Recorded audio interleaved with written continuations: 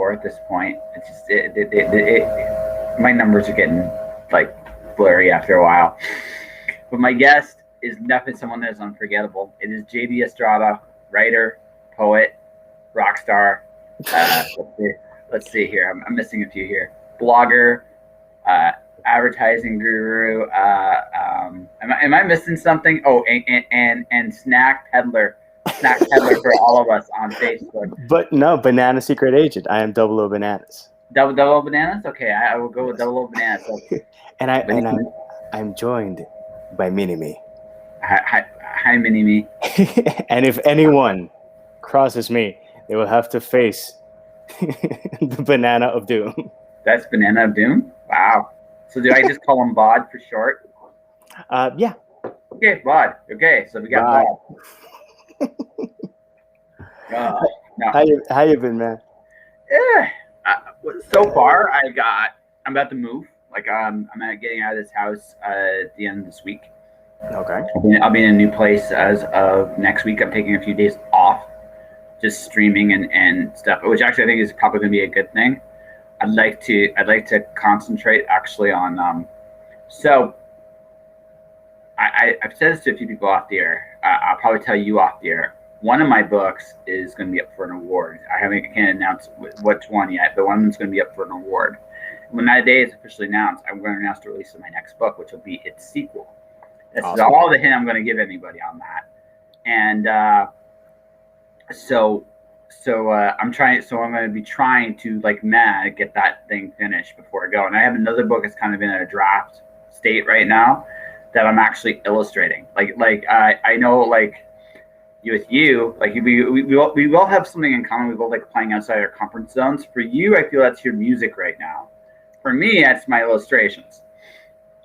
Well, the main thing about the music for me is that I need the equipment to do it the way that I want to do it. And obviously I have vast limitations in terms of, I can't read music. I can play a tune and I can craft lyrics and I can craft a melody and harmonies and stuff like that. But in terms of me putting down into paper, oh, this is a C sharp and stuff like that, no idea. Yeah, I'm in the same boat. See, I haven't played with color yet. Like, I haven't played with color yet with illustrations. That happens in 2 weeks. Like, once I'm in a new place, it's literally the first thing I'm ordering. It's like some color stuff.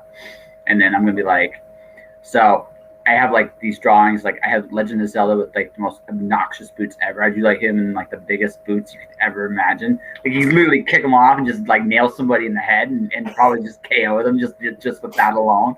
Forget the sword. Just the obnoxious shoe will do it. Right? But that's how you beat Ganon. Yeah, that's totally. Well, it'll definitely stagger him because he won't see that one coming. Master Sword, no. Yeah. Boot of Doom, the obnoxious Boot of Doom. But and you're Canadian, so it's the boot. The boot, yes, the boot of Doom. But no, I'm. It's kind of like the next step. Like, I have like this master plan that's probably not so secretive that at some point before the year is out, I'll probably be working on a comic of some kind. Okay. And that's kind of like the plan, but I've been going there like step by step. One of my novel that I just finished draft of, I'm actually doing sequentials inside the novel as well. So going to be my first actual experimentation with sequentials. So I'm like. So when you say sequentials, like if Watchmen were a book, you mean the comic within the comic of Watchmen? Kind of like it's the idea is, so I've been streaming for like the last like little bit, like the last few months, and it's a neat format. Like, it's a really, really neat format. Like there's a picture, there's another picture, and then like there's a whole section of comments on there, right? Yeah. So the thing about that for me is, right, I look at that and I say to myself, well, if I'm doing that, that'd be an interesting way to actually tell a story, because now your dialogue is here. You got a picture in the background. You got like a little mini picture with somebody that's actually streaming. So you can actually do comic book dialogue in there as well, which is, I think, is a really neat concept. So I can do more with this, right? I could do more with this kind of storytelling. And it's also because of the nature of the fact I'm doing a stream, it doesn't have to be a great drawing. it can just be a decent or competent drawing, and I'll still get my story out there. Hey, listen, man, I'm not going to pretend I'm good. I just give no shits. I just go out there and just do my thing, and I don't worry about it. And it's kind of one of those. That's me in a nutshell. It's like I'm just going to do it and see what happens, and that's what I'm going to do. And then it's a time to just wing it. Yeah, exactly. So that's kind of what I've been doing. I got a day job, at least for the time being, again, short term. Not as grueling as the last one? Oh, not even close. Not even close. Yeah. This is almost like I just went back to a very familiar place. On the other hand, one hand, it is boring as hell. On the other hand, it's a very good shift. I can still stream and do my stuff in the evening. It's like in the mornings, which is just totally good. Right. I don't know how long it's going to last, because as these things go, usually when it's that good of a thing, I just kind of go like, it's probably something bad's going to happen at some point to this thing. But don't call forth the bullshit. No, I'm not calling for it. I just go in one day at a time and just do my thing. Like, honestly, the job's a good job. Good people there. It's just, for me right this minute right now, it's a necessary step back to go forward, because there's some things I just need to get and go for. Mm-hmm. And that's basically what I'm doing right now. But I'm also like quietly like building my next batch of books to release over hopefully the second half of the year. So that's good. Yeah. You released a book anyway, so hey, whatever you can get done, and also maintain the day job. You know, dude. Sometimes we have to juggle a lot, and I think that's what a lot of people don't realize. You know, about freelance work and indie publishing and stuff like that. You have to juggle, unless you hit pay dirt. And if you hit pay dirt, cheers, pay it forward. Don't be an asshole. Some because then some people go like, oh, I knew I was so fantastic, and it's like, well, I would say that, but it'd be totally like in a pro wrestling over the topness. I get like a Macho Man style bandana and his obnoxious glasses. Oh yeah, I was always meant for the big time. The cream will always rise to the top. I am the cream. That's one of my favorite promos. I don't know how jacked up and cooked up he was for that promo, but it couldn't have been normal levels, because he was up there. No. It's my all-time favorite promo. Honest to God, it's my all-time favorite one, because it literally, like, if you want to know who the Macho Man Randy Savage was, it's that promo. He knew exactly. Here's the thing. He was smart enough to realize who he was and wasn't, and he knew how to portray that better than anybody else. And I mean, everybody knows who the Macho Man is. Like that, just thanks to that and like shit like that and the Slim Jim commercials, right? Yeah. So people know who he is. So, but because he knew who he was and he knew who he wasn't, and he had this larger in life persona, but there was also just enough of the man in there that you believed it, and that was what right. So I looking back, he's my all-time favorite wrestler. Like, honest to God, like all-time favorite. I don't know if he's my all-time favorite. He might be in my, for sure, top 20, possibly top 10. But because I used to be a huge wrestling fan, and then I fell out of love with it. In like 2000, I don't know, 2003. Oh no, I like AEW. Like like that. That's it's very much it's actually what it reminds me of is it's a little bit of the WWE in the Attitude Era, not in terms of like the content, but in terms of just the vibe. Just a little bit of that old WCW, like the old school WCW vibe. It's actually really, really fun. WCW when Eric Bischoff was at the helm and doing things right. Yes, for me is my favorite era of wrestling, because that's when I was like, well, you know, if I had a finisher, what would it be? It would be a variation of a DDT, you know, to that level of fanatic. And then eventually, and those ratings wars were a lot of fun. Amazing. And they're both good competition is good. Good competition is good. Yeah, no, and so I watch that one still. I don't watch Raw. I don't watch any of the main stuff anymore. I don't have time to do that too much. I fell I still love the genre. I still have friends who actually wrestle, which is kind of cool, right? So I'm a fan of the art form, and I love the storytelling elements of it. But as a WWE guy, probably honestly, actually probably after Daniel Bryan won the title, that was the last time I was really into it, and then it was like, eh. Nah, I don't know how many times Triple H did the same exact sequence in matches, and I was like, you know what, I'm done. Yeah, With something that I loved so much, it got to a point where I was like, why am I watching? And yeah, that I think that's worse than I hate it.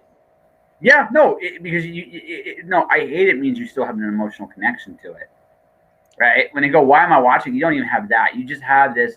I've done this for so long. Why am I here? And, Like literally, why am I here? And a lot of people not getting a fair shake, getting a shot and whatnot, and Triple H wins the championship again, and Triple H wins the championship again, and again, if he would have been like the Bomb, but I also, the pedigree is such a crappy finisher. You know, if you did that for real, you would kill someone. Yeah, granted, but a lot of people didn't know how to take the bump. You just had to see The Rock take the pedigree, or Jeff Jarrett take it and put the knee, and it just looked weak. yeah, no, it like the best finisher of all time is probably the Tombstone Pile Driver. Probably. It's convincing enough because it's the man that did it too. But yeah, it was the man that did it. That was what made that so convincing, right? So it was totally like I believe the Undertaker would literally kill you in the ring. Like he just had that look of somebody you just would not mess with. Like not in a million years. You just wouldn't. Nah. Right? Well, there's also a lot of people that had Taker always had control of the situation, which is a good thing. Scott Steiner, for his part, didn't. And you know, there's people. Oh my God, no. Like, okay, stiff shot, and people would go like, "Did he hit him?" And it's like, yeah, he just hit him. So he didn't pull the punch. The scariest thing I've ever seen. The scariest thing I've ever seen is when Scott Steiner botched. Do you remember the Steiner screwdriver? We did that suplex into like a pile driver thing. I've seen him screw that up. Good God. Like you don't want to see that. Like that is one of those things you just go, I felt for the guy that took that, because it was like, oh my God. The worst botch I ever saw was Brock Lesnar crapping the shooting star at WrestleMania. I thought he had killed himself. I was like, that wasn't planned. No, it was not. And he was concussed. If he had been anyone else, he'd be dead. Right? Yeah. Anyone else. But I mean, he learned his lesson. He's never done one since. No, I remember but for me, like the reason why it's the Macho Man, because he doesn't do anything really bad. He can wrestle. He's entertaining. He could do commentary. He would have actually been a good manager too if he had been in that role. Yeah. But he delivered, like in every way I can think of. He delivered. Right. WrestleMania 3, him versus Ricky the Dragon Steamboat, one of the best matches ever, and still is. My actually, believe it or not, my favorite Savage WrestleMania match is him versus the Ultimate Warrior. I enjoy one. It's probably Warrior's best match. Honest to God, it's probably his best match. But I love the story behind it too. It was a perfect capstone to Macho Man's career. Right. He fought, he lost, he got reunited with like Macho Elizabeth was also like probably one of the best stories ever in wrestling. And so that you got that happy ending too. On top of it, it's my favorite WrestleMania. It's my favorite WrestleMania moment with the Macho Man is that WrestleMania. Although the match with Steamboat is just unbelievable. Like it's an unbelievable match. Even to this day, it holds up. Yeah, and I was a kid, and I was still in the thralls of believing it was 100% real, because it is real. I know it is choreographed, but some of the hits are real, guys. Either people do commit a mistake, or they don't like each other, and I've seen shots that I go like, you hit him. It's messed up. Yes. Well, actually, I saw Hot Ones the other day with Steve-O. And Steve said that one of the worst beatings he's ever gotten was from was it Kamala? He got in the ring for something for WWE, and then this huge Samoan guy came in, beat him up, and I think I don't know, it wasn't Bam. He was with someone else though. So they beat him, and the thing is that this guy like a 400-pounder does a huge splash, lands on him, and then Steve doesn't stop squirming, and the guy took it as a sign of disrespect because he wasn't selling the finisher, and he started wailing on him to the point that they cut off from him. And the next thing that you see is the guy walking out of the ring, and Steve was unconscious in the ring. Unconscious. It's like, what the rule? Actually, just a rule of thumb in life: don't mess with a Samoan. It doesn't end well. It just does not. Well, it's like the Girl Scout cookies, obviously. Yeah. It's the top. Yeah, just it's one of those rules in life. Like when I'm talking, they're nice guys, but they're all built like tanks. I'm like, I look at them, it's like, no, I just don't want to. I don't want to find out. I just don't. I'm just gonna be nice to you. I don't want to know, right? It's like when someone can do permanent damage on you with a bear hug. Don't poke the bear. Don't. That's it. Like that's the lesson there. So it's just like, so I mean, I probably as far as Steve-O goes, like probably just should have stayed down. He didn't know, and he found out. He knew afterwards. You know what you know, and then you don't. Indeed. Wow, I didn't think I'd be talking like so. My final Macho Man thing. I had a wall of Zen in my house in Calgary. So on this wall of Zen, there was the Macho Man, Invader Zim, Pong, and there was a fourth one too. Really, just a nice image. It was my wall of Zen because it just shows that like life is filled with whimsical things that just are there. Honestly, the only way I could have possibly have topped that off is that the fourth thing would have been a Pez dispenser. Because but the real one that had the candy. By the way, what's your favorite Pez flavor? They're all chalk. Yeah, they're all chalk. Favorite Pez. Honestly, I don't remember the flavor, but He-Man. I don't know. He-Man. No, I had a Joker Pez dispenser. It's back home in Puerto Rico and stored somewhere. But I would go with probably strawberry. And it tastes like one of those pucks that's in a urinal. It tastes like what that smells, and still, because I ate that as a kid, it still has emotional value and nostalgia. And I'm like, wow, right. You're getting away with murder, people. For me, that food of choice was Captain Crunch. Captain Crunch was the murder food that I still have. I don't eat cereal anymore. I still would do it for Captain Crunch. There's not much. Because at this point, I have to admit I'm too old for Lucky Charms. I probably No, but for me, Lucky Charms sucks as a cereal in terms of a cereal. Yes, the marshmallows are fine, but the cereal itself is like no. The cereal's meh. The cereal is very meh. But I like in terms of like honestly the best cereal, and I can't believe I'm going to say this, is what I really enjoy was either Frosted Mini Wheats or Chex of all things, and I couldn't tell you why. It's really good. Instead of Chex, I would have chosen Crispix, but in terms of favorite, I would probably go with Crispix. You're right. That's actually better. Yeah, because Crispix floated better and it stayed crunchy longer. Yeah, but in terms of my favorite, and to this day, and I'll segue into something. It would probably be Fruity Pebbles in terms of like bullshit sugar bomb with essential vitamins and nutrients added in with a sprinkle of Salt Bae with the vitamins. But I would never buy the creamer. There's a Fruity Pebbles flavored creamer for your coffee, and I'm like, even I have my limits, man. That's like nasty. You didn't see. I see. For me, I always preferred Cocoa Pebbles because Cocoa Pebbles I get chocolate milk at the end. That was the thing. I was like, it was like, you know what? Fruity Pebbles with the multicolored milk just didn't seem right. But the chocolate milk, wait, I put this in, I get shocked. I'm in. I'm just in. In Right? terms of which was the better milk, obviously Cocoa Pebbles had the better milk component in the cereal. But it's a sugar bomb. Okay. But man, I love it. I love it.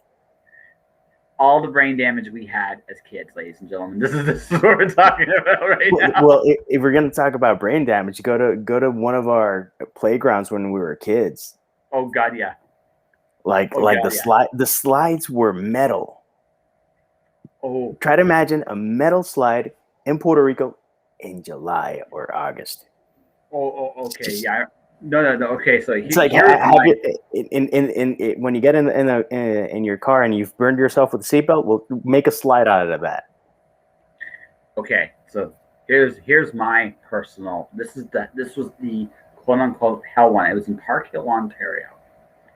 Old creaky wooden incline, wooden bridge. The only thing holding you on those things was just a chain that went across.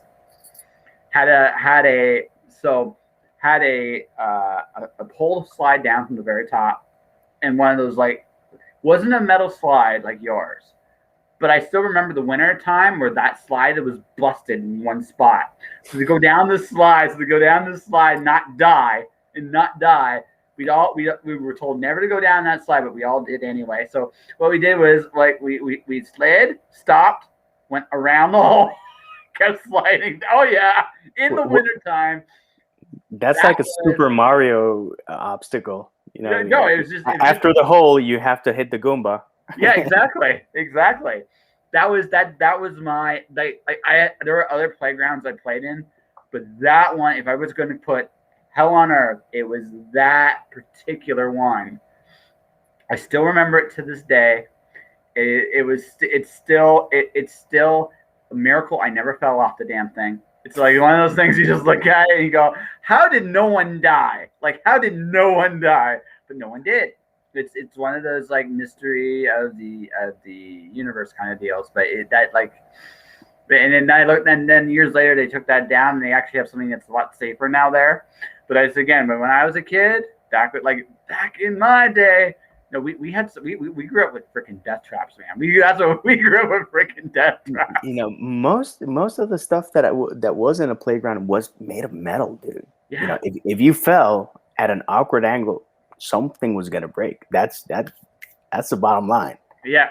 And I did have my injuries, but luckily nothing too drastic. And I can't say that I'm fine because I play with my banana in public. Brain damage. Hey, listen, we survived the trauma however we can. What I've been doing in this wonderful traumatic time, I actually took, you remember this, I would send people random notes of appreciation, right? I would just randomly do it. So I've taken it to kind of the next step. I'm actually sending voice recordings, 1 minute voice recordings to people right now. I recognize okay, right now where I'm at, I can't buy underwear and socks. Do you know how fucked up that is? I'm actually contemplating just getting myself banned from a Dollarama out here.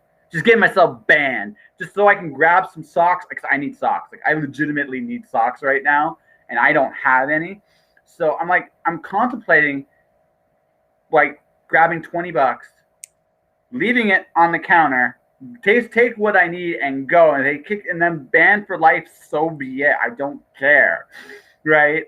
Because that's how, we live I feel there's a you can feel there is a paradigm shift happening, but we're still in this really fucked up space, and so I look at it kind of okay. If I'm going stark raving mad and I'm actually contemplating getting myself banned at this dollar store for life because they actually have socks I can use, right? Heaven forbid. But I mean, that's how fucked up we are right now in Ontario, and it's so I'm looking at it kind of if I'm going through this right now, what is everybody else kind of going through And I just kind of recognize we're all traumatized still in one way or the other. We're all somewhat traumatized, and it's I gotta be at least do something to make people at least feel a little bit better about the situation. Yeah. I'm completely with you. That's why I released the poetry collection. That's why I'm working on 2 nonfictions, because right now, part of me is like, beyond finishing the 3rd novel, which I'm also working on, and I hit really hard during April, and I'm going to continue hitting hard until it gets done. I looked at my projects and the progress report, and I was like, okay, what's doable for now, and what's doable for later? What can I chip in? And then I saw one project, and I was like, I'm gonna hit that one with everything I got, and I got it done. People were like, why a poetry collection? I'm like, a positive poetry collection about hope and stuff like that, because I've had some conversations where I think it's in short supply. And in terms of being triggered and being traumatized by different things, everyone's different. And where I'm at, some people are completely careless, and that's their prerogative. But I hear stories, I see people, and I see situations, and I go like, okay, if there's anything I can do to try to help with the situation, let's do that.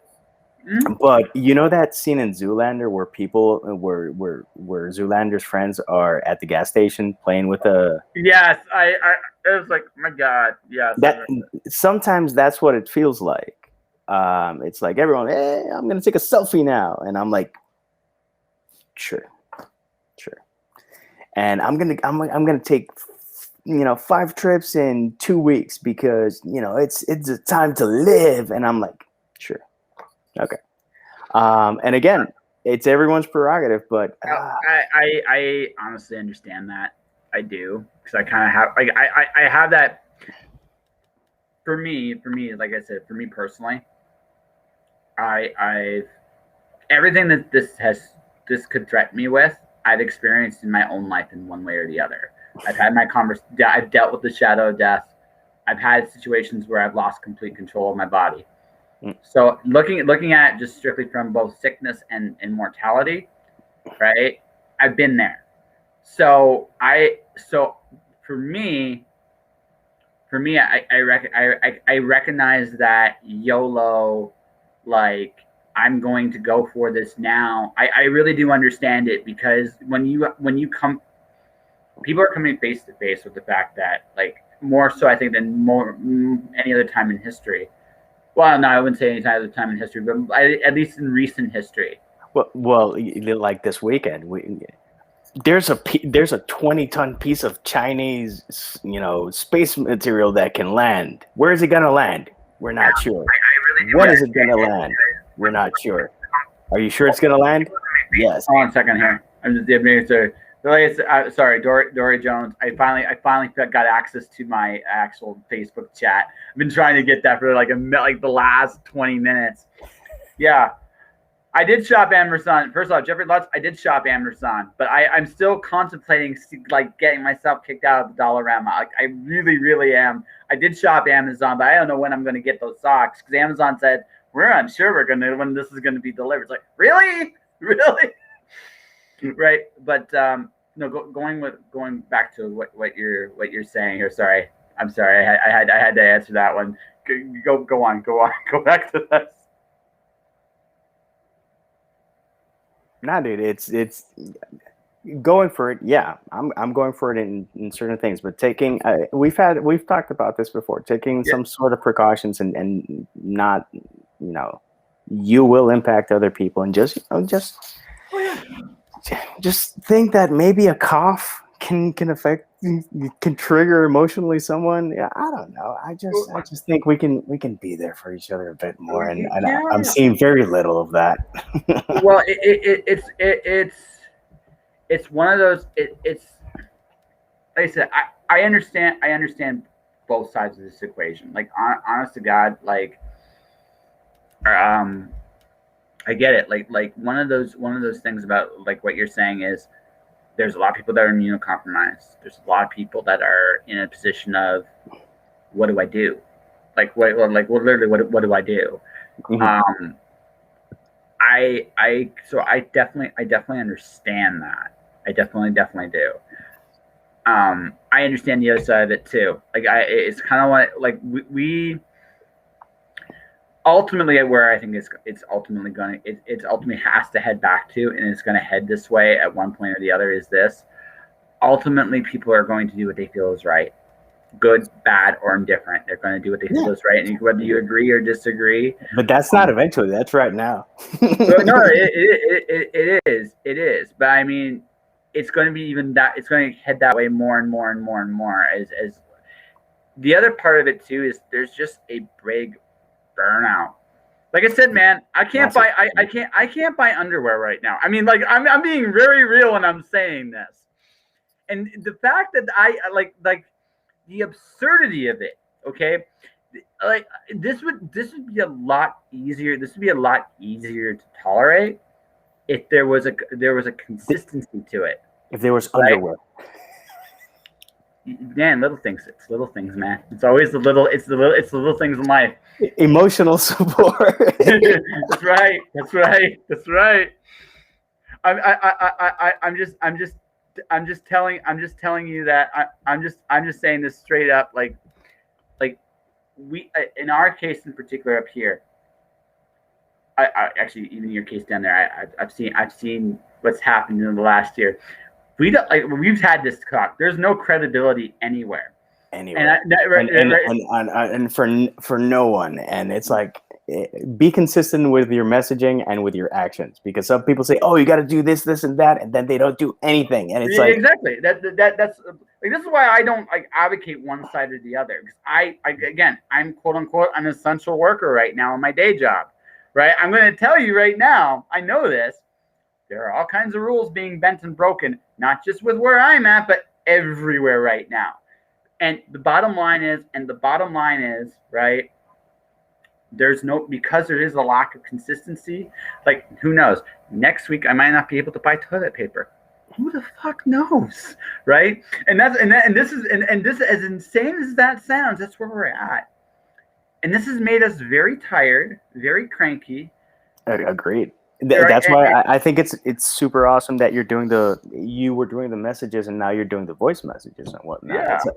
It's like what little nuggets of joy can you share with people? And then people go like, "Nah, I want to fight." And it's like, you have that option. That is your choice.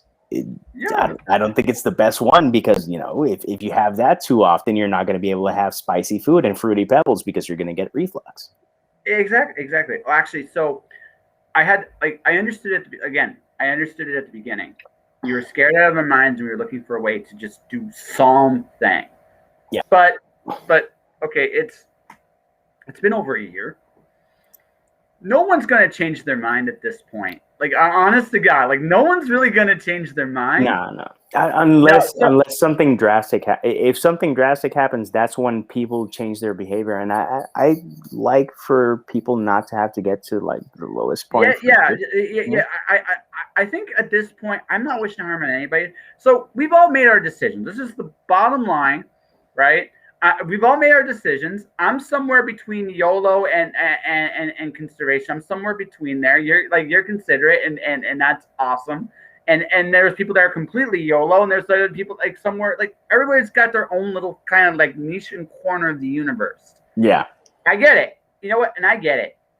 So we can spend the rest of our lives arguing who's right, and no one's happy, right? And no one's happy. Or I can say, you know what? I appreciate you, man.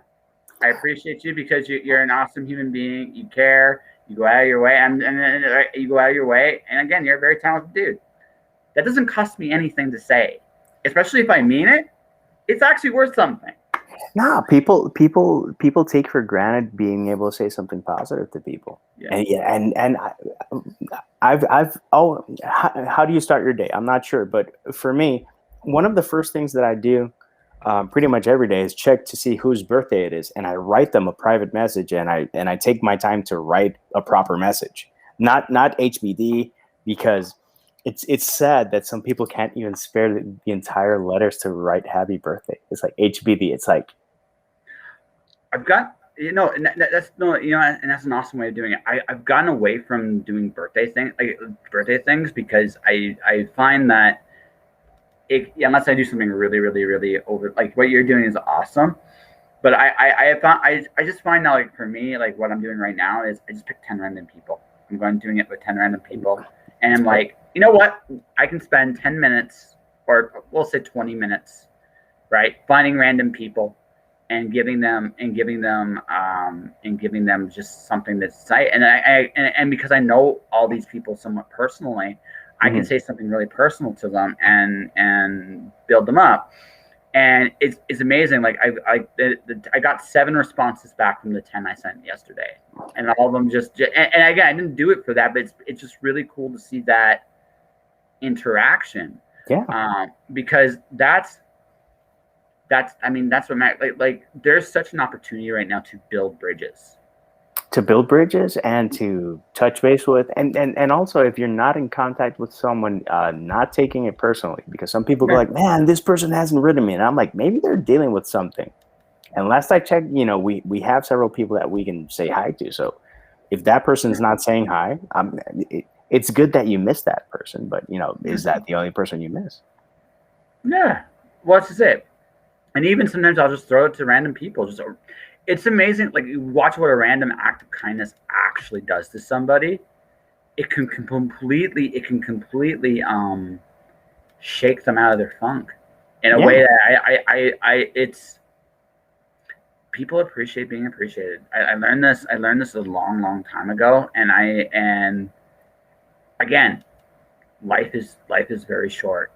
Yeah. The other aspect of YOLO is there are people that come into your life, and we take this for granted a lot.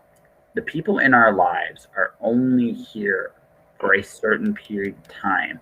Now, some more than others, but when you really sit there and think about it, everybody you meet, you're only going to be around them for a short time, and then life will move you in whatever direction you're going to move into. Maybe you grow apart, maybe one of you dies, maybe just things change. That's life. That's how life works. But you have them right now, so you can go out of your way. And if someone has lost touch, say hi, send a meme, send a dick joke, send something funny. Yeah, exactly. Well, and honestly, but I mean, but that although on that end, I'm not always. It's not always a bad thing that people lose touch too. Like, people get caught up in their lives in the best possible ways, and that's great too. I honestly, I've learned in life that we all kind of just do our thing, whatever that thing is. And there are times where all of us intersect, and there are just times we go apart. And that is not, again, it's not a terrible thing. It's the ebb and flow of life. That all said, again, in this moment, in this time, there's a unique opportunity that no matter where you're at, what you're doing, where you stand, where you're going, you have a chance to say hello and make contact. I've met like in this last year, I've talked to so many people I never got a chance to talk to before. Yeah. Some of them are legends. Some of them are just people I never would have imagined in a million years. I continue to meet people, and fellow authors from Puerto Rico, authors from around the States, and from around the world. I've been able to make new friends, even with the limitations that we have, even with the situations we have. And it's all about, it's not a follow loop. It's not an author follow loop, like follow for follow, pick for like for like. It's not that. It's seeing someone, connecting, and it's not like you're joined at the hip, and it's not like you're writing to each other every day. But every time that you have an interaction, it can be a positive thing, and you can actually learn from people, and people can actually teach you by stuff that they ask you. I have a recent author friend that I met on Instagram. She is her family's Puerto Rican. I think it's New Mexico. No, New Mexico wouldn't make sense. It would be a place like Minnesota, like in the middle of nowhere. So try to imagine a Latino family that comes from Puerto Rico that moved to the States, to a place where there are very few Hispanic people. They raised her so that she wouldn't be that in touch with her Latino roots, and she's trying to reconnect that. So we connected in part because she saw that I was Puerto Rican, and she's from Puerto Rico, and she had some questions about the island, about language, about words, about food, about stuff like that. And first off, I realized how many dishes with banana and plantain I love. And second off, I was able to learn new stuff that I took for granted. When you speak Spanish, when you speak English, yeah, there are certain colloquialisms and certain terms that vary from country to country and possibly from state to state. But there's not that the variation is not that drastic. Maybe you go to Scotland and you don't understand anything of what they're saying. But when you go to one Latino country and to another Latino country, variation in language is ridiculous. It makes no sense. That we can't agree. To give you an example, straw. A straw is a straw in Australia and New Zealand, in Canada, in the United States, and in the United Kingdom. It is a straw, period. For Puerto Rico, it's sorbeto. For Mexico, it's pitillo. For Argentina, it's pajilla. And I'm not saying small variations. It's a completely different word. And you go from country to country, and they call it a different thing. How did I come across this situation? I was at a Mexican restaurant here in Atlanta, and I asked for a sorbeto, and the guy was like, "Yeah," and then went to the kitchen. It's a place that I used to go a lot because it was right next door to my office. So another waiter that had seen we've chatted often.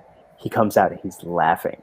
Like he got past it and he's coming down from laughing. He's still red and flushed and whatnot. He's like, "So my friend, you want a sorbeto?" And I'm like, "Yeah." And he's like, "My friend didn't know what it was." And he's like, "But we don't have sorbet on the menu." And it's like, no, he wants a straw. And he's like, "Why didn't he ask for a straw?" And they had this huge scene in the kitchen. And the guy was super embarrassed that he didn't know what I was asking for. And I'm like, "Man, that's Spanish."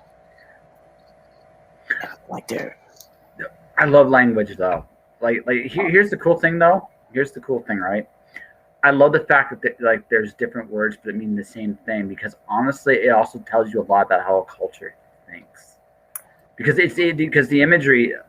So I always when I learn like a new culture, a new language, the very first thing I want to learn is the swear words, right? Because one, they're fun.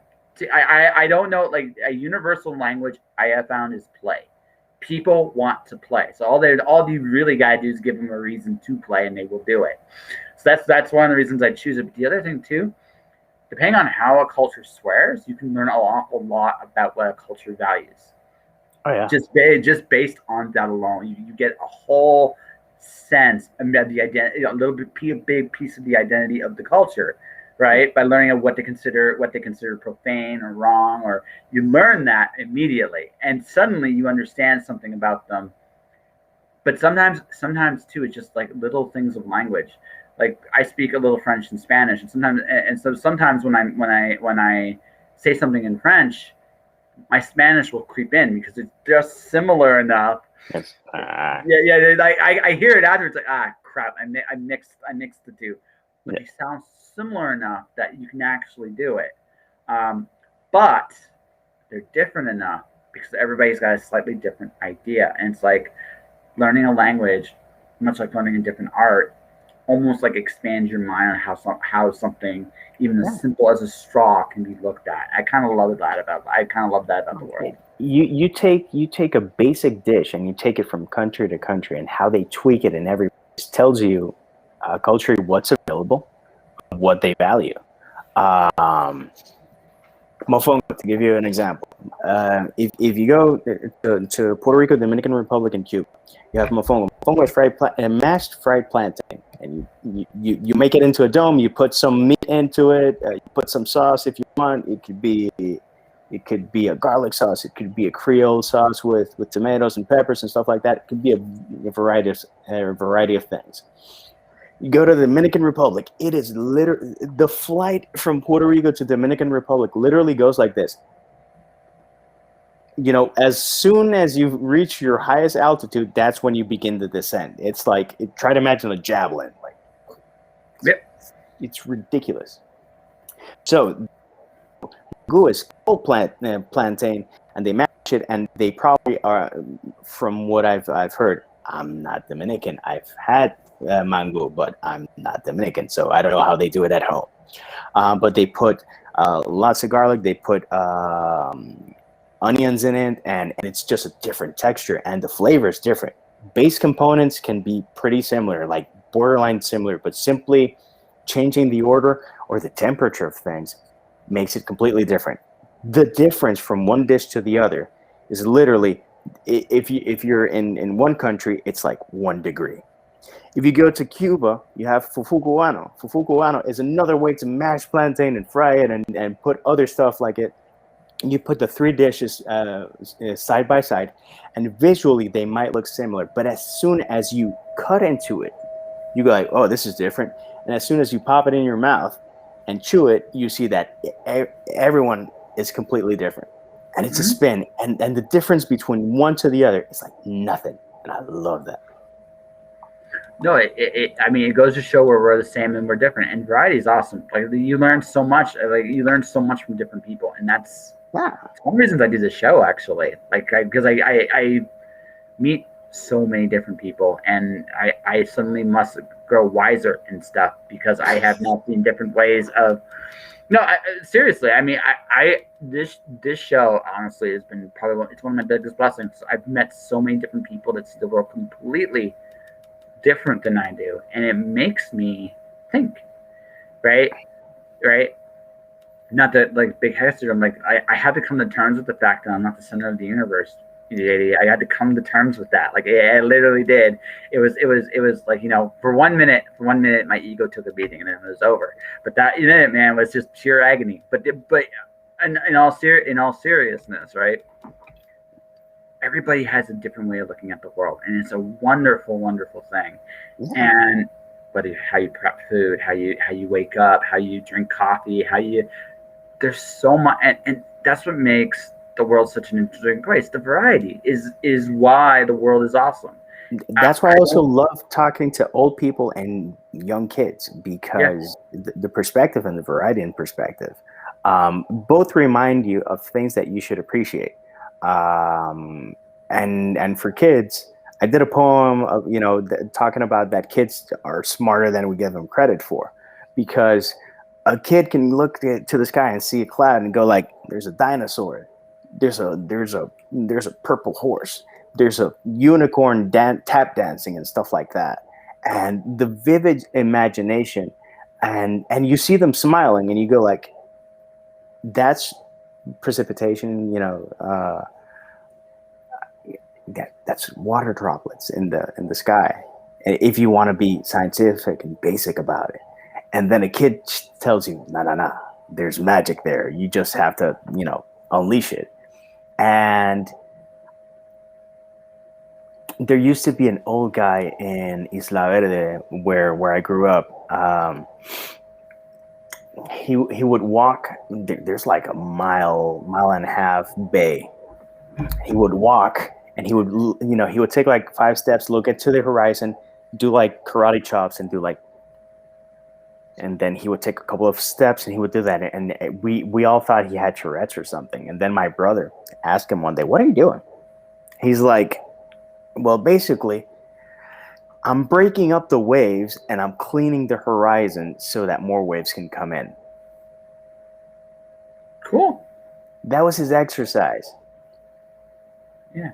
And that guy had to be like 70 years old. Sure. And that's awesome. You know, yeah. You can't get a better, you could think of a better answer, but you would have to put effort into it. That was his go-to answer. "Oh, this is what I do. That's how I exercise, you know.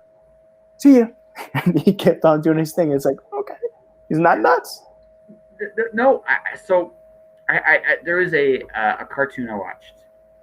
I'm still watching cartoons. Well, I'm going to be watching cartoons until I'm dead. That's just the way it is.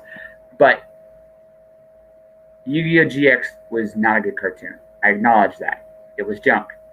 I acknowledge I had a problem. But that all said, one of my favorite episode in the whole series happened like in the middle of it. They had this concept of talking to spirits, and no one could see the spirit this girl was talking to. No one. And everybody was laughing at her and mocking her, except for the main character, who was actually her opponent. He goes, listen, let me ask you something. He said this to the whole crowd. It's like, you and I can't see it. So what? That doesn't make it any less real. And honestly, and that, I think, is one of the most magical things I think I've ever heard in my life. Yeah. We spend so much time trying to figure out what is. The fact of the matter is, we all live in a different world. We all don't see anything the exact same way. And the absolute beautiful thing about life, no one's wrong. Yeah. Right? No one's wrong. I mean, look, you might, for all I know, Bod, your banana of doom, might have a voice in your head. Might have a voice that only you can hear. That doesn't make it any less real. Like, and I think the most wonderful thing about life is there's magic everywhere. There literally is magic everywhere. Yeah. It's that ability to actually look past what you think something is and give it the opportunity. I said this, I think, earlier in the week. Like, you can only change someone's mind and heart by listening to the person you want to change. Sometimes, though, what happens is that you change, and also I think for the better, because you understand suddenly what they're seeing, what they're hearing, what they're experiencing, and then there's a point of, I may not know what the hell I'm talking about anymore. I thought I knew the answer, but I like your answer, and I think it's actually better than mine. And I remember, I don't play the lottery. I don't believe in the lottery. Just me. I just don't. I'm very. It's a very Orwellian concept, I think, the lottery. But there's this one old gentleman. I remember I was in Snowflake, Arizona, when I was working at the gas station there. He'd come in and he'd buy lottery tickets every day. And after a while, I just asked, "Why do you do it? You know you're probably not going to win." So I didn't believe in the lottery, and I was certain that the lottery was just a scam, and by and large is a scam. His answer, though, was awesome. So when I buy these lottery tickets, I made a promise to myself that I would quit smoking, and to replace what I was doing, I would buy lottery tickets instead. And every time I buy lottery tickets, another day I don't smoke. That's the best reason I've ever heard to buy a lottery ticket. Fuck it. Right? That's a trade-off, and people go like, "Oh, but it's worthless." It is very, very. At that point, I didn't care. Like, I understood it. It's like he decided that he would do something incredible for himself, and you can make the argument that it's the lottery tickets, but basically he made a promise himself to quit smoking. Yeah, and he's kept his promise every single time. And one day it could even be a bigger reward. That's awesome. It's already a reward. He already won. Yeah. Because I really hope that if he wins the lottery, he'll keep playing the lottery and not pick up smoking again. Oh yeah. I hope so. But even so, I think it's such a that was I heard that story and it was like, okay, you know what? I don't know jack shit. Right? It taught me an awful that story right there taught me an awful lot about judging people. What the fuck do I know? Like, honestly, that's been my attitude pretty much since. Now, human behavior is a fascinating thing, and the thing is that a decision you make now could be different tomorrow. It could be drastically different in a week, in a month, and whatnot. Depends on the experiences that you have and what you think is the best decision. Or sometimes, your gut goes like, "Do this," and you go like, "Yes, master, yes," and then I shall feed you tacos.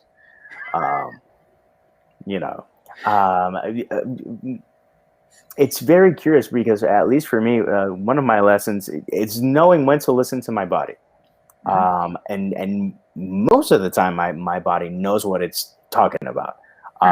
If I meet someone and I get a bad feeling, it's like, it's not going to be a good investment of time to hang out with this person. And eventually I'm proven right. Maybe because I'm attracting that, who knows? Or maybe because my stomach, I might like this food, but it doesn't agree with me. And my stomach says, this is bad for you. And then there's other stuff that is not good for me, but there's no problem. And I process it. So it's like, okay, we're good. But with certain people, it's like, I'm almost like a dog in that sense. It's like dogs don't mince words. They will like you, not like you. Mm-hmm. There's some people that are human whisperers, but that doesn't always work. And most time, eventually people do show their true colors, and it's been very few exceptions where someone, the first impression that I got from someone completely flipped it. And one example was a guy that I met in New York. I think I'm pretty sure his name was David Green. I was like, this guy's like, whatever. No. And then one day, one conversation, I was like, man, I was completely wrong about this guy. It's not just that he's nice or cool. It's that he's really cool and really nice. And again, it's also opening yourself to the possibility and the opportunity to have those conversations and those connections. For some people, they're crap. They're not good for you, and you're not good for them. So why waste your time? Yeah, no, there's I get that gut, like especially as I'm getting again older / wiser. One day I'll figure out whether it's just older or wiser. Yeah, they had to go. Then they just grow the big long beard. It's like I may not be wise, but I'll look the part. But what I've been learning how I listen to my gut, especially when it comes to people, especially when it comes to the women I date. That I actually listen to my gut big time on that. If I don't, I get in big trouble. And everybody, I think we've all made that mistake once. We've all done that. But the gut. This won't be that bad.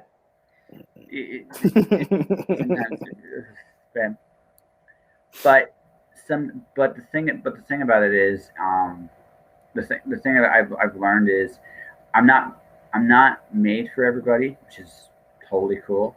They're not made for me. And I think sometimes what happens, I think what life does sometimes is, it's not that you necessarily attract it. There's almost like a filtering out process. Like I've made a decision that this is who I'm going to be, and the universe does do this from time to time. And goes, "Are you sure?"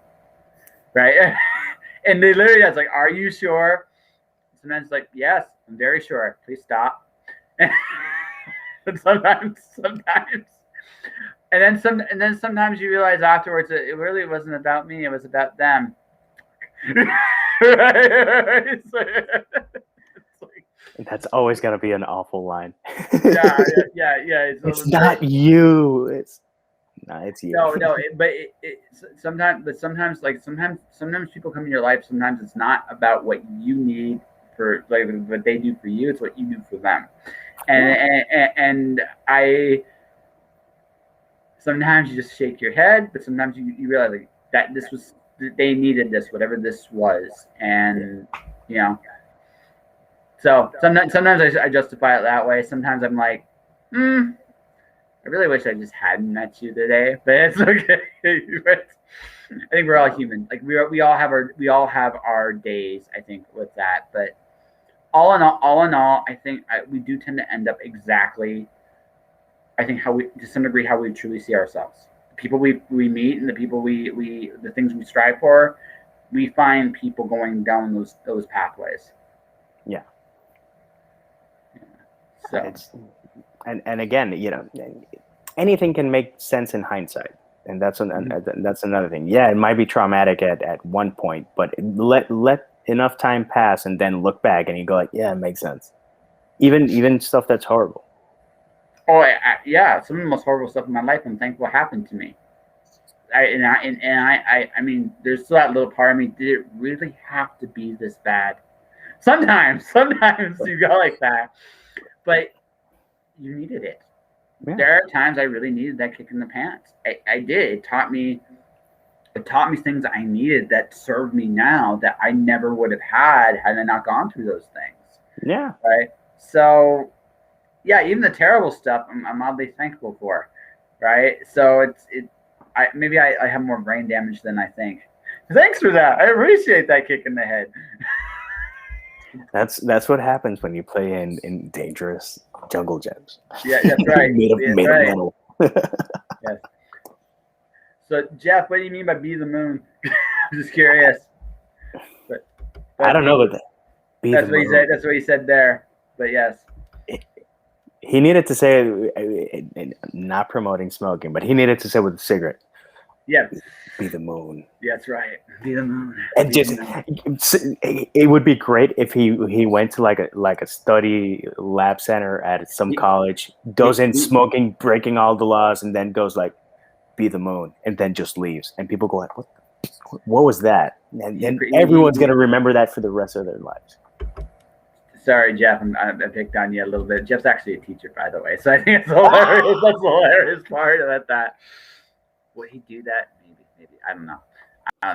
Well, if he's a teacher and he doesn't want to promote, he can use bubblegum cigarettes. Yeah, Popeye cigarettes also work there, Jeff.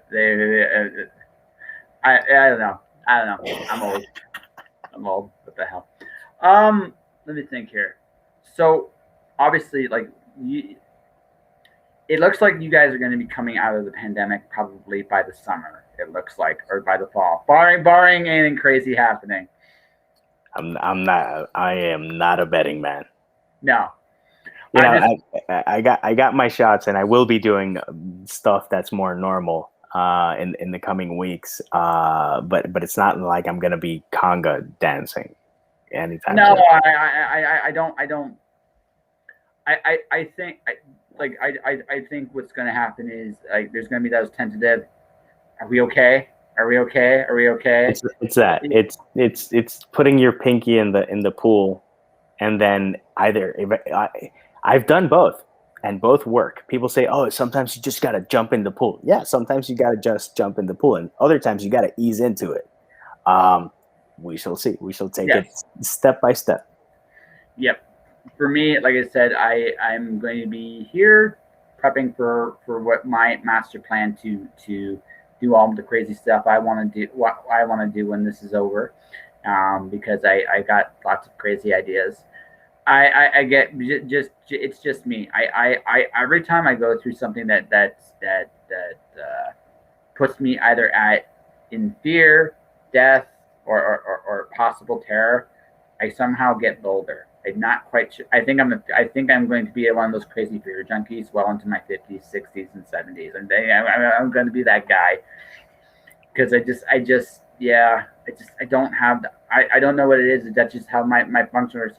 What's the craziest thing I can do right now? And then try to think about how to do it. Yeah.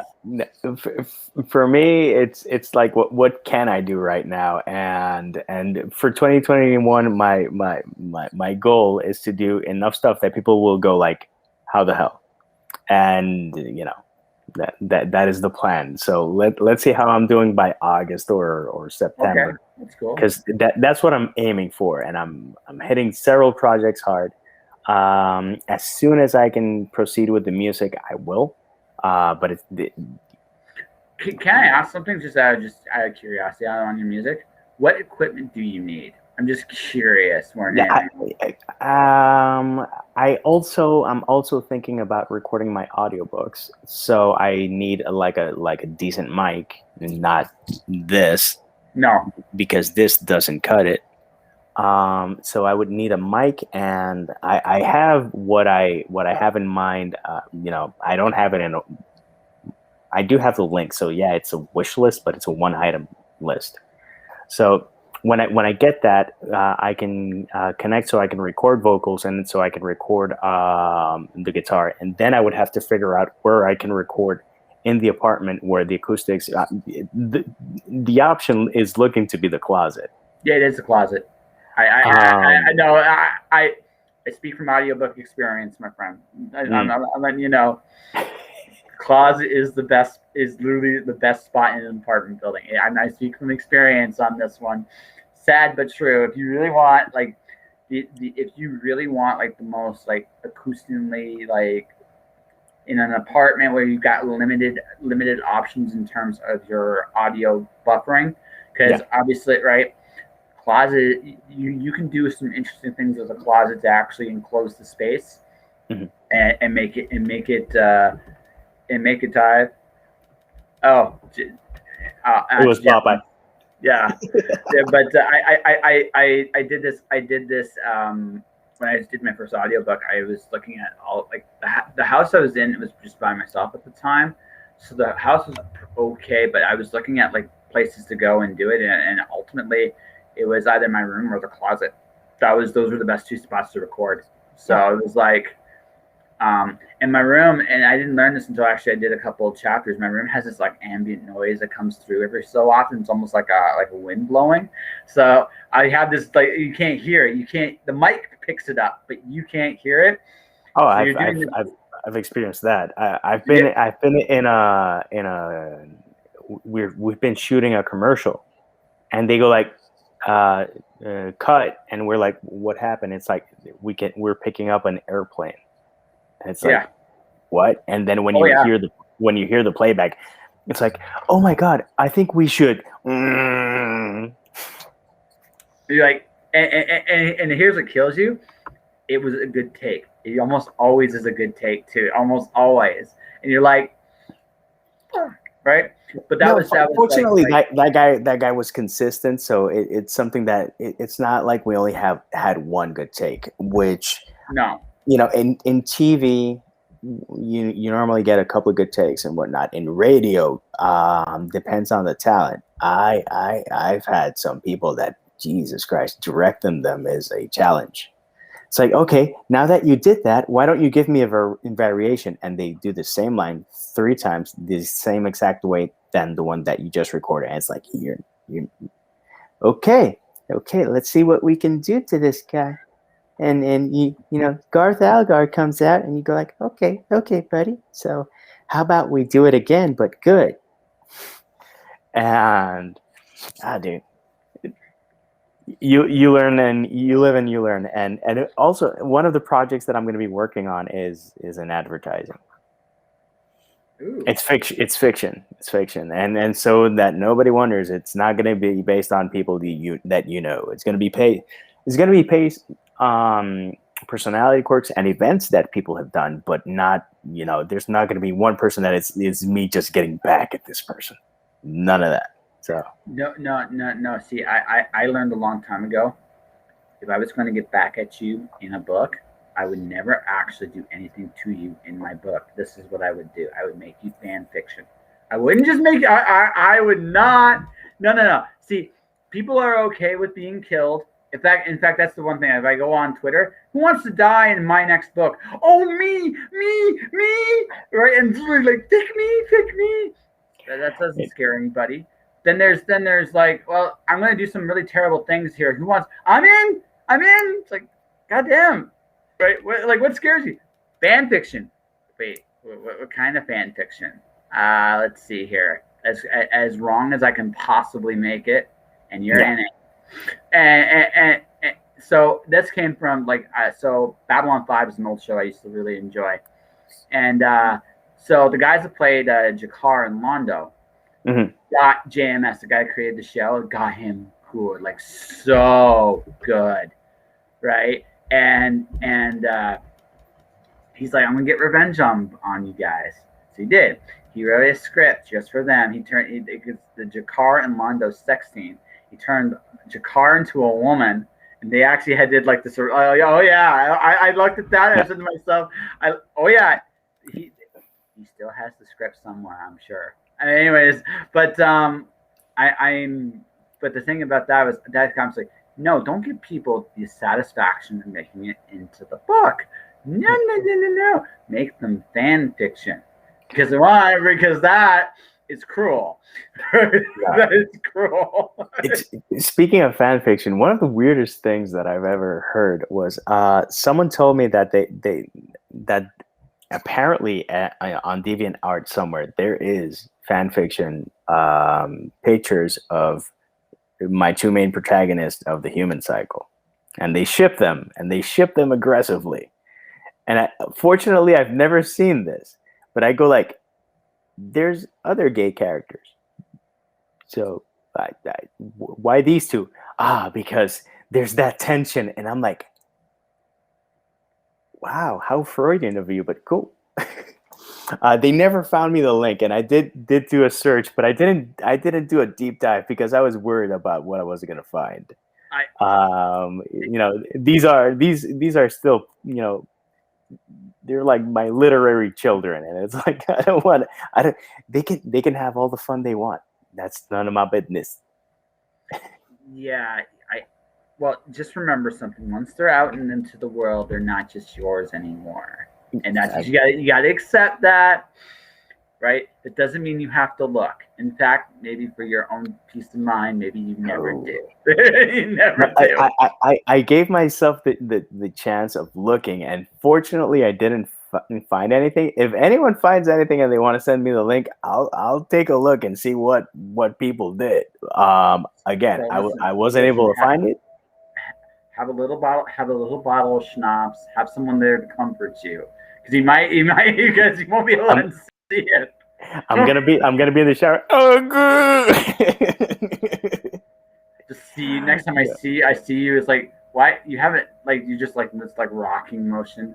I can't No, unsee but it. you know, it's still that is quite the compliment. No, it is. No, I, like, I've had people send me fan art, and actually, I do have a couple of pieces of fan art, and Anais Shevchenko actually did one of her paintings based on one of the angels from one of my books. So I've seen that, and that's awesome, and that's nice, and that's flattering, and you know, to see talented people, you know, doing that, it's super cool. yeah. That's one thing. Another thing is, I don't know what it's in those pictures, Listen. but the person told me, and then she looked at her friend, and she's like, "Remember?" And her friend was like, "I remember," and that's not a comforting face. Again, once you see, you can't unsee. I've learned this in life. Like, it doesn't matter what it is. If you want the truth, it's there. If you really, really want it, you can find it. Yeah, Do you really want to? Sometimes the answer is no, you don't. yeah, It took me until I was 38 to finally figure this out. I had a buddy I used to work with. I would look at sometimes what was going on in my place of work, and would go, "Why is this happening?" And his response was, "Why ask why?" And I was like, "I can't help myself." Says, "Look," and he said this as a friend. "Look, sometimes you really don't want to know. Like, you really, really don't. It's better just to not, like, deal with it. You'll yeah, be a lot happier inside if you don't know. Because sometimes life will give you an answer to that question, yeah. and then you're stuck. 'Cause now you can't. You can't unsee it. Yeah, you just can't. So it's just like, and then so I've learned. I ask myself, do I really want to know? Now, if the answer is yes, I go for it. I go all in. I don't worry about it. I can handle it. Sometimes though, you're like, I don't really know if I'm going to want to see the answer to that question. That's when you don't. Yeah, Don't look exactly. it up. Yeah, that's it. That's it. And The lose proposition. almost guaranteed. Almost guaranteed. It's like the odds of this going well, 1.2%. So all these jelly beans are poison except for one. Exactly. It's like all of them taste like fart except one that's cherry. Yes. Or cola, because it has to be the same color. Yeah, exactly. So there's a cherry Coke one in here somewhere. The lucky man gets it. And the rest is beer farts. Yes. Yes.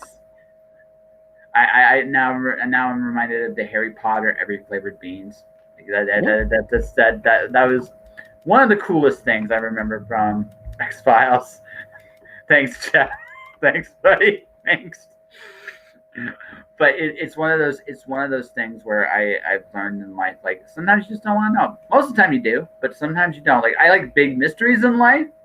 Like talking about like earlier we were talking about like the magic of what people see and experience.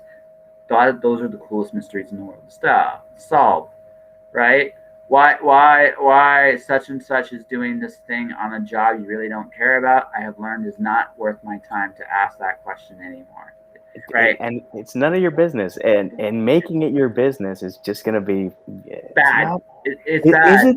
Is it the best use of energy and time and calories? Yeah. I'm just naturally curious. That's what killed me. I had to learn how to curb that curiosity a little bit, just a little, right? I just look for another squirrel. It's like, squirrel, but that squirrel is bad. Squirrel.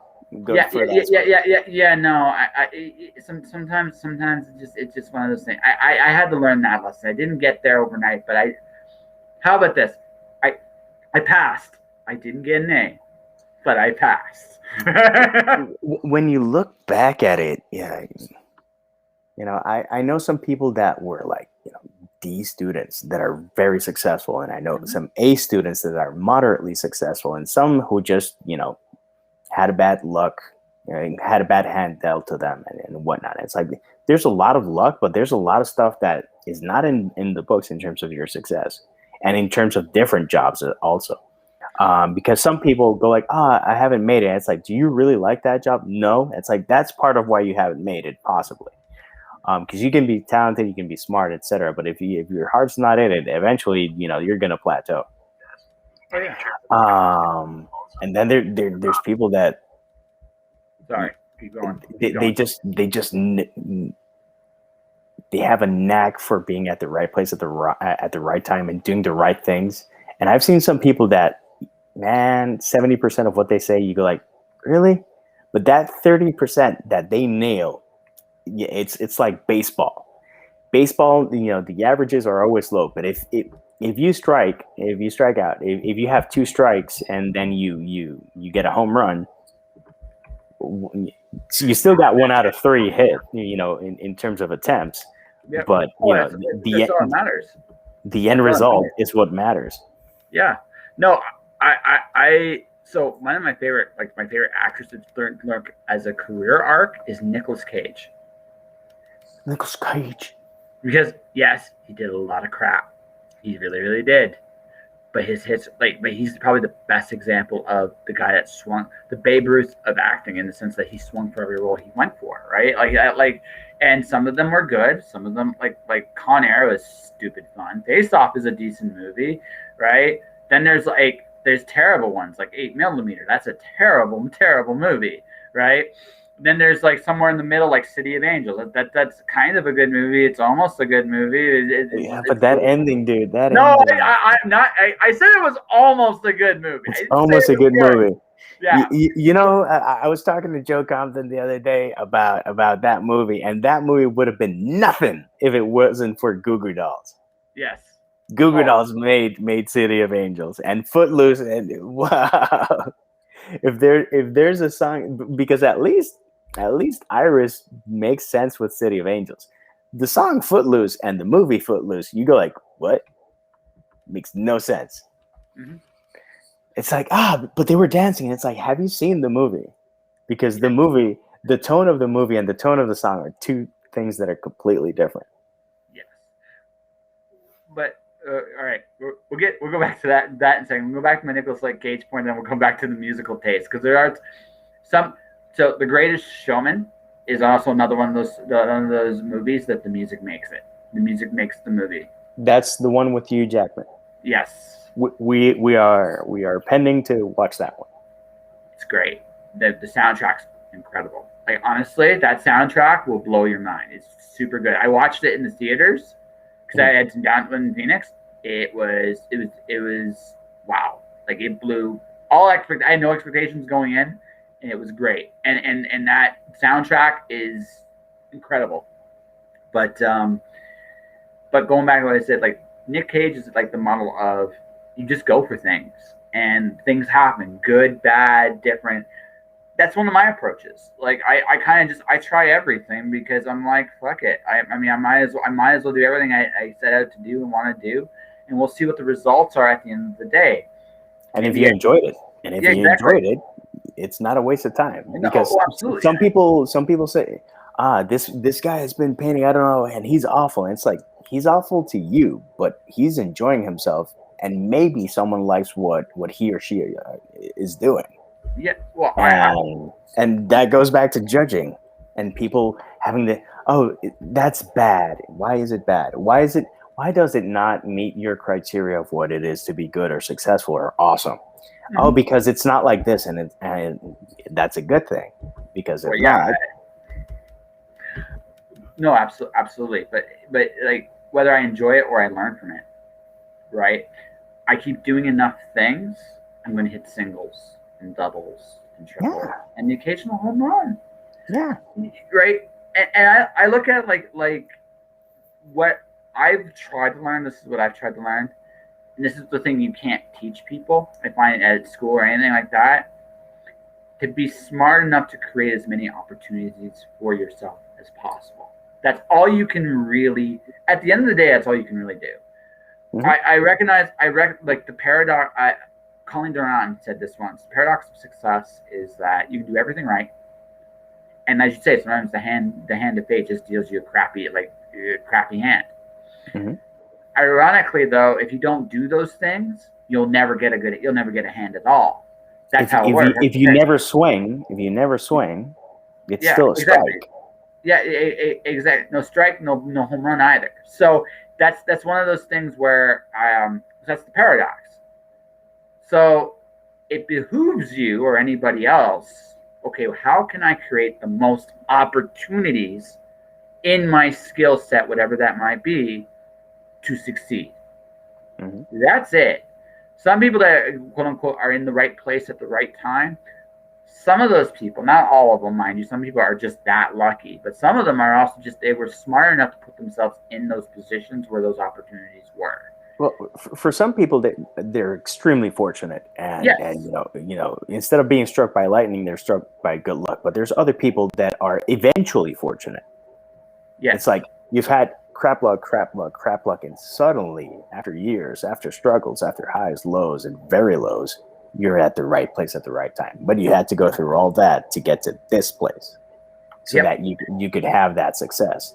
And again, and it's all perception, because sometimes you go like, oh, this person got it so easy. No Really? one, no. I never like one of the things I've learned. Like anybody, like I'm no longer jealous of anyone's success because in almost every case that anyone that's gotten it, they've worked their ass off for it. Yeah. Like every single one of them. I have every successful author, the quote unquote New York Times international bestseller, every one of them I've ever met. Yeah, they were a little lucky, but they worked incredibly hard to get to where they got to. And also, what do I have to do to be successful? You have to do this and this and that. And maybe they go, okay, I won't do that, but I'll do the other three things. Yeah, exactly. They'll find what works for them and they'll do it, right? Yeah. And everybody that's a little different. However, they do the work, and that's why when anybody that comes to me and says, you know what, I'm doing the work, I'm doing this, I'm doing that, I think they're going to eventually see it. I almost like I said this on a motivation thing, like someone argued me that talent was the most important thing, like the ability to put their works into crowd. I said, no, it's the attitude. I can usually tell by someone's attitude if I think they're going to succeed or not, if I'm going to bet on them. Right? There's a lot of people that don't have talent but have attitude that resonates with people, and they go like, oh, this person is the bomb. Really? Are they the bomb? And you can scoff all you want, and there's some people that I go like, why bother?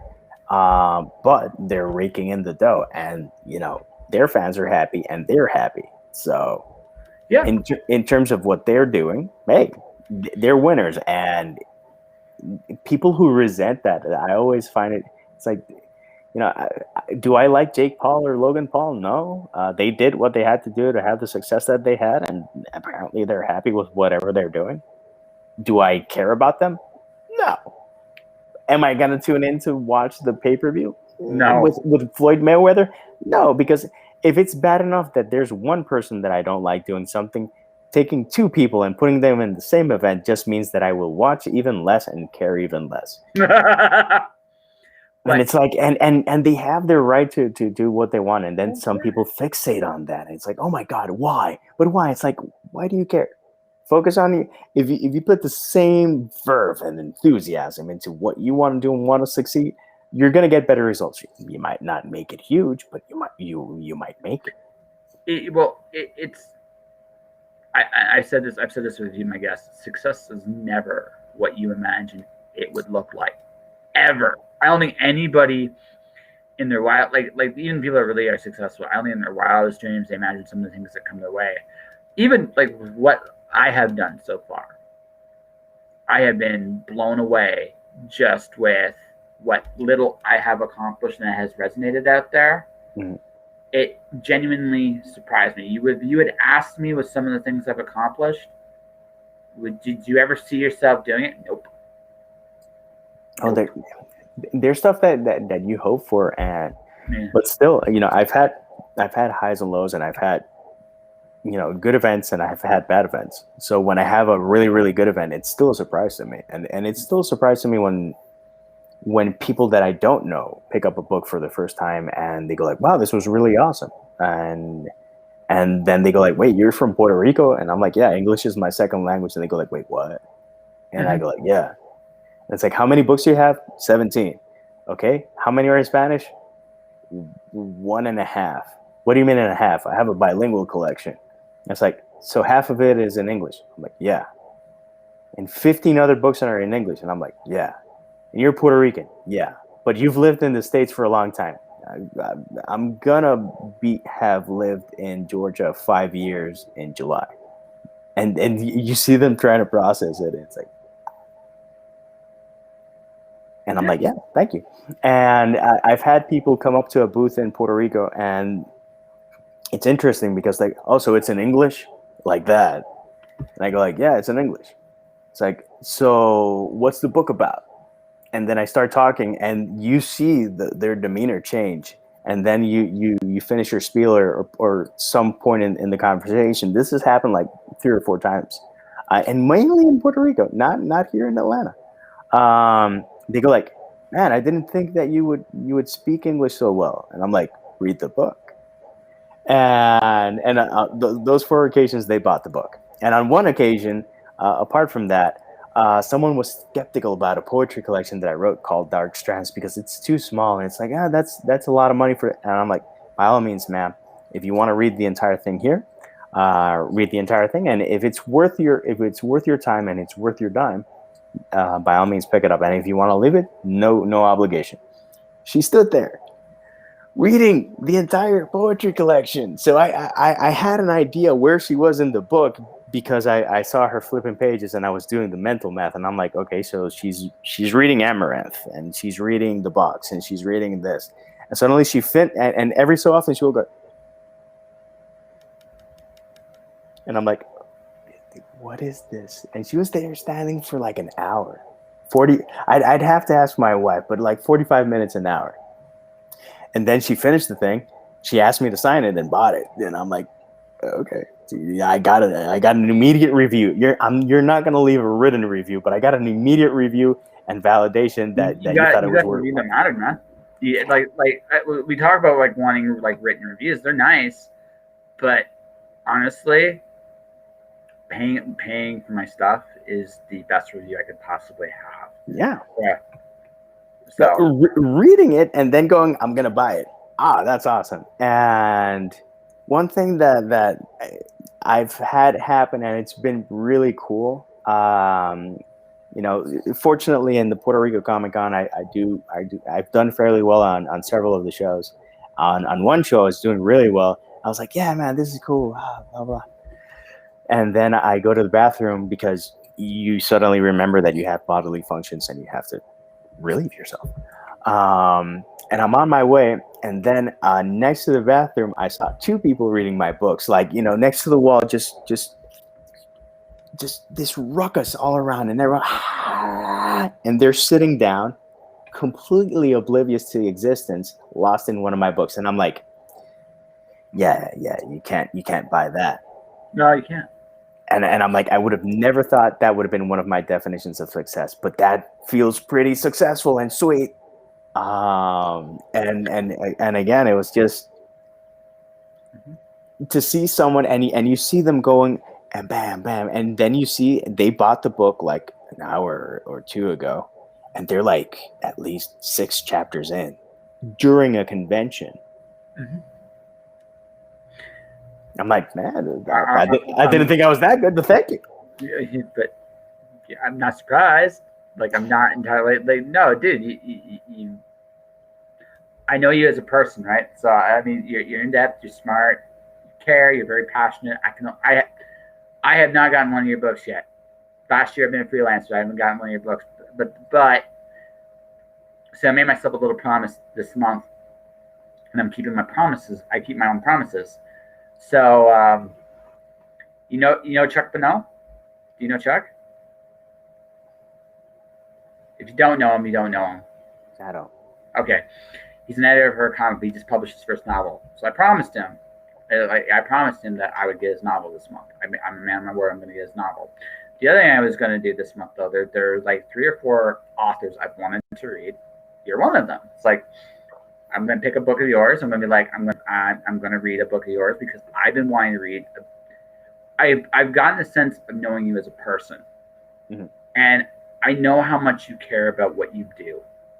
And so I don't need to read a book of yours to know that it is good. I don't know if I would like it, but I'll know it'll be good because I know for a fact that I just know the kind of person you are, and that will translate in the book. It might not be like what I call might not be the most. I don't know how polished or any of that stuff is. I don't know, but passion will be there. I don't even need to read the book. I don't even need to read the book to know that. So there's you, Chuck, a gal from Germany named Maya. I've known her for years. She's a poet, artist, like writer. I'm going to buy her first novel. Cool. And I think I've become addicted to Catherine Hudson's books. She's really, really good. So, if you're into Catherine, I'm 90% sure. Let me check one thing. Yeah, no worries. No, because Catherine Hudson, she's got dreads, glasses. Yeah, I love her. Me and her, when we talk, we click. We just click. Tomorrow, an interview that I did for my blog is going live with her. She's awesome. Me and her kind of both get like the abyss of life. We both have that in common, and we both have as a result, we both have a very, very, very similar attitude about how we kind of approach life. Mm-hmm. I dig that about her a lot. But also I made myself say I'm going to get one of her books. I did that earlier this year. The Witching Vault is the one I got, and I was like, oh God, that's really good. She is an incredibly gifted storyteller. I want to read more of her books. Mm. Of all my friends that I've known that I've read, I'm like, I don't know who's going to make it in the grand scheme of like that big giant bestseller list. Mm. I think she's got a shot, legit. I think she's got a legitimate shot at it. Seeing what she's written and just seeing the energy that she gave out for the interview. Yeah. I've had some really good interviews on the blog. This is one of the best interviews that I've read. And I'm not saying because it's coming out tomorrow and I want people to read because it's my blog. I want people to read because it's a great interview. No, Catherine's awesome. She legit. She's one of my 5 favorite guests. She's in my top 5. Like I love having her on my show because again, we just click. There are a few people. There are people I enjoy having because I love their enthusiasm and their energy. But to actually have someone that clicks like that is just so much fun to have on your show because it's almost like 2 old friends just talking, and I love that. I love that feeling. So, but yeah, I'm gonna pick up another one of in that series. So there's 4 books I'm gonna pick up. Mm-hmm. So. I'm going to pick up one of yours finally because I've been wanting to read one of yours for a while. I haven't decided which way I was going to go with though, the poetry or the actual novel. I feel. Okay, I gotta ask this. This is something that it just clicked in my head to hear about you because I think you could do it. Have you ever considered a comic? I've done the blank comics. The blank comics is in terms of what you were talking about, people having different perspectives and no one being wrong. The blank comics project is basically that. I did the panels and I did the storyline and I wrote the actions and stuff like that. I can't draw for shit. And I have projects that I'm waiting for the artist to get on board and I can finish it. And I know I suspect what it costs to make a comic book. So that's why I haven't gone full comic, but I did the blank comics project for several reasons. It's a fascinating medium, and the challenges that you find there. I like variety in genres, and I do poetry, and I do nonfiction, and I do middle grade, and I do urban fantasy, and I'm working on sci-fi, and I'm working on horror, and I'm gonna keep pushing into different genres because I love new challenges, and I love trying new things, and I love exploring different parts of the wells in my soul, because I don't think I would hate to ever even tempt myself to be a one-trick pony. So, and in terms of comics, yes, I'm doing that, and yeah, will that evolve into something else? Maybe, but that's not why I did that project. I did that project because I saw a bunch of young artists in Puerto Rico, frustrated because they didn't got picked for in the talent scout for either DC or Marvel. I keep forgetting they were doing a talent scout in 2015, I believe, and you know, you're at a con and people are really happy, and then I saw like 1 and 2 and 3 and 4 and 5 kids like bummed out, and I'm like, dude, what happened? It got to the point where so many people passed by, like Charlie Brown. I'm like, what happened? And then I asked a couple of people, and they told me the same thing, that they didn't get chosen, and that stuck with me. And I was like, you know what? And I did the project. It's 2 titles. One is Raining Dead. The other one is Tricks and Ladders. Raining Dead is a samurai, vampire, and a Native American are the reason why we're still here, because they're the ones that avoided the global pandemic. I'm going to be transforming that into a full book sometime either this year or next year. Tricks and Ladders is a magician and an angel who have teamed up to have a semi-private agency to solve unsolvable crimes. That sounds actually pretty badass.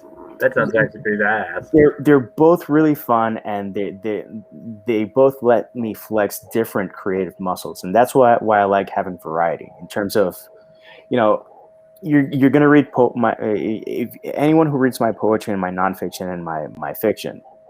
And obviously, it's a different medium and a different genre, but they're gonna see the dude behind it. And I'm always gonna strive to find random stuff, not weird stuff. At one point, I was like, my book is weird, and then someone sent me a Bizarro novel, and I'm not weird. I'm quirky. I'm random. I love Easter eggs, and those things definitely weird. No. Eventually, I can write something weird. Sure, why not? When I feel the itch to write Bizarro or something super weird and out of left field, I'll go for it. But for now, I'm good with all the different things that I'm working on. So the reason I brought that up is because something tells me with you, and this is a gut thing, okay? Fiction and nonfiction, you're great at, you love it, but at heart, I'm almost going to bet deep down, poet and musician are you kind of those. I'm not gonna say you care about them more than you're writing or fiction, but I feel like if you're vulnerable in any way, shape, or form, it'll come out there. I don't know. In terms of vulnerability, that's where I think it's the most personable, and when there's no walls up, or veils to go through, or metaphors to go through. It's in nonfiction and poetry, and my nonfiction is very earnest and very honest, and it really shows where I'm coming from and who I am. And the good thing is that I've read something that I wrote 15 years ago, and my values are pretty much the same. I've seen people flip flop with a lot of stuff that I go like, really? And with some things, hey, sometimes life happens, and with other stuff, I go like, really, you change your stance on that? I don't know. And some people would take offense to it, but some people have told me, man, you're like the same guy from 3rd grade, and I'm like, cool, except that I got a beard and a bit more weight and glasses. But in terms of certain things, I've been pretty true to who I am and who I've always been. I still have the temper. I can reel it back in and control it a bit better. But I have my moments where I'm only human. And with other stuff, I just think that you keep flowing, you keep learning, and you keep evolving from the original version of you. I'm not the same person that I was 5, 10, 15, 20 years ago, but the seed is the same. Mm-hmm. So Yeah. you grow, you evolve. And I don't some people go like, you should grow up. And I'm like, I'm always gonna see a banana and think, what can I do to make people laugh and be a jackass and find smiles and stuff like that. For me, you had me at BOD. Like BOD, you had me, buddy. You had me. Yeah, it's like that's it. Like I mean, if that's not true love, I don't know what is. Right. I met the witch doctor, and then he shrunk my head. but in terms of my stuff, I don't know. It depends on what you're into. People tell me, "Oh, what should I read from what you've read?" And I go like, "What are you into? And do you speak 2 languages?" Oh, let's see. Can I speak Spanish well enough to read it at this point? Probably not. It's been too long since. I'm just being honest. I haven't spoken. Yeah, I haven't spoken for Spanish in so long. Like some of it, I recognize some of it for sure, but like that, like getting caught back up, remembering the alphabet entirely again, and just figuring out all the different things all over again. It's a worthwhile endeavor. I don't know if that should be my first book of yours. Right? Quick comment, Jeff. Jeff asked if I write my own songs. Yes, Jeff. If you go to YouTube on my channel, there's actually whilst we are chatting, I can look up. I have a playlist of all the songs that I've recorded on YouTube. I am not a mega superstar. I'm not the Star Is Born. I'm a guy with a guitar, decent voice, and mostly original material. I did a cover of Oasis. I did a cover of a song from Soda Stereo, which is an Argentinian band, and I did a cover of Stay Young, Go Dancing by Death Cab for Cutie.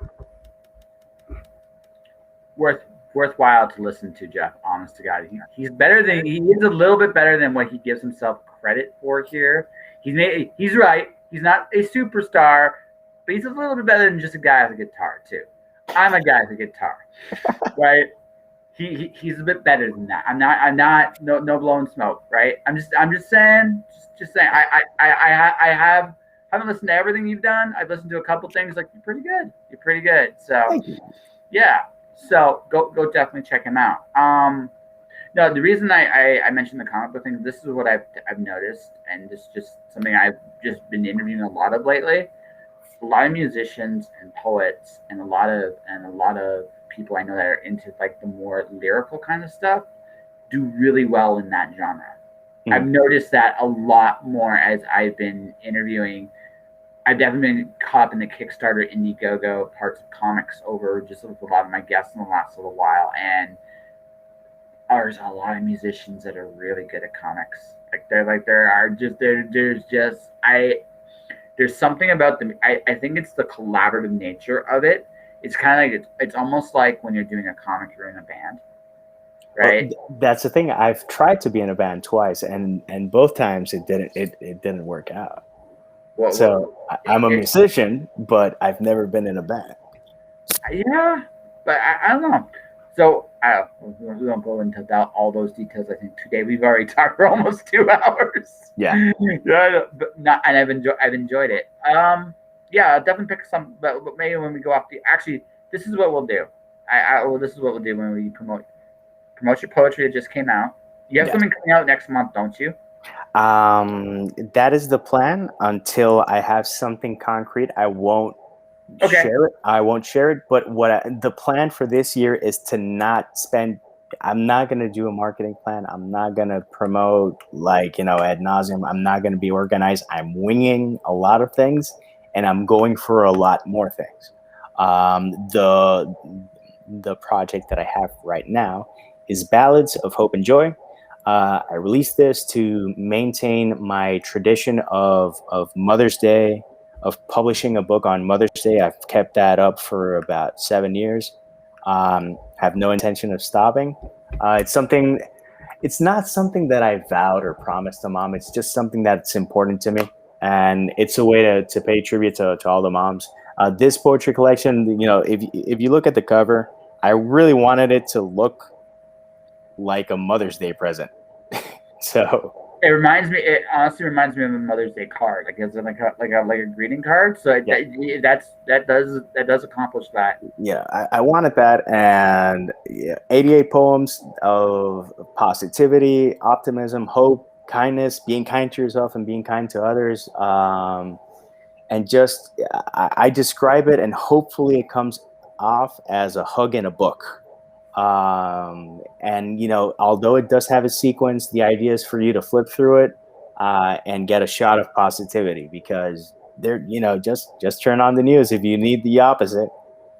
I actually get my news now through just my own research. Like I don't actually no I made a very conscious decision about 5 years ago that I would, instead of looking at traditional news outlets, I'd look at a couple of different spots. I would just be looking at stuff like Twitter and LinkedIn, which does link to some of that mainstream stuff, but also some of the supporting articles, so I don't get quite as much spin. Right? I don't, not quite as much. Some spin, there's definitely breakneck spin. What? It's breakneck spin sometimes. Yeah, no, I got very tired of hearing the same narratives over and over and over again. And the media, the big mainstream media companies, are especially guilty of this. Both countries. Yours is more blatant than ours, but it's definitely in ours as well. And so I just you know what? I just don't want the bullshit. What's actually going on? That's all I really care about. I don't need a pundit's point of view. I don't want necessarily an on TV expert's point of view. I want a point of view that doesn't go by so fast that I can't ask questions. Yeah. Right. That's where I've gone. It's as a result. In some ways, I know less of what's going on than other people, and I'm oddly okay with that. And then sometimes I know more than what's going on with people too. The trade-off is I know less about the general course of events than most people, but the very specific things I know about well enough that I'm comfortable in my own. I'm at least comfortable enough in my own bullshit. If that's actually if that's the case, then you're doing it right. Yeah, that's pretty much it. Like that's like, do I pretend to know what's all going on every day? No. Do I really care that my local leader is an idiot? No, I knew that already. I just all I'm getting now is just verification of something that was proven beyond a shadow of a doubt in the last year. That's all I'm getting now. It's like it's not news anymore. I think the line for me was there was a newspaper article about Joe Rogan criticizing the lockdowns in Canada. I'm like, why are you news? Like, why are you news? Like, seriously, right? And it's like, no, it's like, yeah. So I'm going to just go. What do I want to know about? Okay, I want to know about what's going on with COVID. I kind of want to know what's going on with some of the other things going on in the world. I don't really need to know why my leader's an idiot. And I just don't. And if there's anything really cool going on, and at this moment for like career purposes and stuff like that, I'm kind of keeping half an eye on what's going on with Amazon in terms of audiobooks right now, because that kind of little bit. It's like there's a personal interest in that, so I'm just kind of like, yeah. Since I haven't gone full circle and done the audiobooks yet, I haven't looked into it. I just know that it's, there's the whole Audible Gate thing. It's like, oh God. I just look at it like this. Joe and Katie are doing a good job. I'm glad it's them and not me, right? I'm sure in Katie, if you happen to be watching or listening to this in any way, shape, or form, thank you. But at the same token, it's like I always look at the business of my business, because it makes sense for me to look a little bit about what's going on there. Mhm. But yeah, like I just realized, I just recognized a long time ago that I don't really like. There's a blah broad articles I just don't care about, Yeah. and so I don't worry about them so much. I just try to simplify my life. Okay, what's going on here? What's going on here? What's going on here? Yeah. I don't know about any of this other shit. I'm not cool. Let's No, move on. I hear stuff and I see stuff trending, and I'm like, I have so many projects ongoing right now. Yeah, exactly. That I do not have bandwidth to spare to slip into this cone of doom, because it's like, really, okay, I'll worry about that eventually when I do it. And people go like, oh, why aren't you doing it now? And I'm like, because why? And I'm like, I gave you my answer, and that is the answer. I'm doing other stuff. There are other sparkly things that have my attention. When I have to worry about this, I'll worry about this. So I can care about the insanity going on around me, or I can have this conversation with you. I would rather have this conversation with you. It's a much more constructive use of my time. Yeah, that's kind of how I see it. Yeah. All right. So, okay, so we probably should wrap up at some point here. Sad but true. Yeah. So let's wrap this up. How about your recent release? If you want, how many releases have you done this year? If you don't mind me asking. That's my first one. It's not going to be my only one. How many do I do? That is, if you guys want to do a pool, if you guys want to do a pool and start taking odds and bets and stuff like that, go for it. I don't know. Again, I'm not focusing on that. It's like, oh, I want to do. No, I'm just going to focus on a project. I'm going to hit it hard, get it done. Make sure that I got it done correctly, release it, then to the next one. Because I did a tally last year. I had 26 open projects. I did not like that number, and now it's down to 25. And my goal is to have it way down, but one project at a time. I can't do everything at the same time because then nothing gets done.